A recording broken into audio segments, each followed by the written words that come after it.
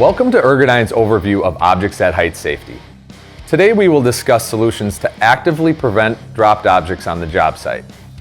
In human fall protection, manufacturers use the ABCs to easily categorize the types of equipment used to protect workers against falling.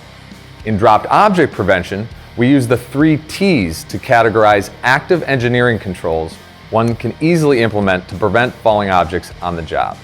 Let's review these 3 categories and some examples of each. Trapping is a term used to describe the installation of retrofit attachment points on tools and primary anchoring locations. These retrofit attachments can adaptively be applied or trapped onto these tools and equipment prior to use. Anchor attachments should be installed onto locations that are secure and never be intended for heavier tools if applied to the individual. Tool attachments come in a variety of designs based on the tools they are intended for. These tool traps should never compromise the integrity of the tool, impede the tool's primary function, or create a new safety hazard altogether. They are available in 1- or 2-step applications.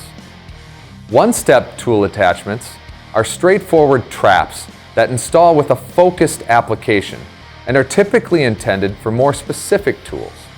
Slips that slide onto screwdrivers and hex keys, brackets and wraps that fit specific power tools or tape measures, and sleeves that house cell phones or liquid containers are just some examples.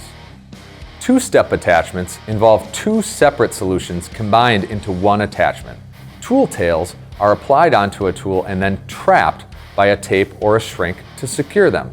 Regardless of the type of attachment, make sure it is rated by the manufacturer and labeled appropriately. Tethering is the retention of the tools and equipment being used to the anchor points that hold them. This is often achieved through the use of a tool lanyard. These lanyards should have the proper connections on each end for the tools and anchors being used. They should also be made with a shock-absorbing design whenever possible. As tool tethering has evolved, a variety of tool lanyard styles have surfaced, but most fall into 5 basic categories. Wrist lanyards use the individual's wrist as an anchor point to minimize drop distance and snag hazards. Coil lanyards and retractable lanyard designs draw the length back inward to minimize snag hazards as well. Traditional lanyards are the most popular and use a predetermined length to tie off tools. Specialty lanyards concentrate on specific equipment to tether.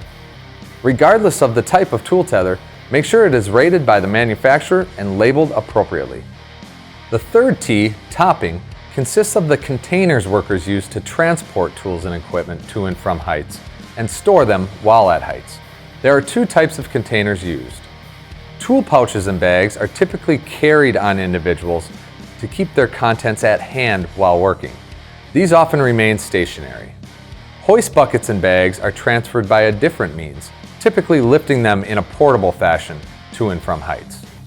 These containers, regardless of type or mode of transportation, should have a secure closure or top that can cover the contents and prevent them from spilling if inverted.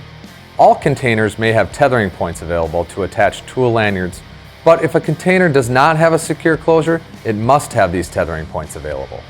Regardless of the type of container, make sure it is rated by the manufacturer and labeled appropriately.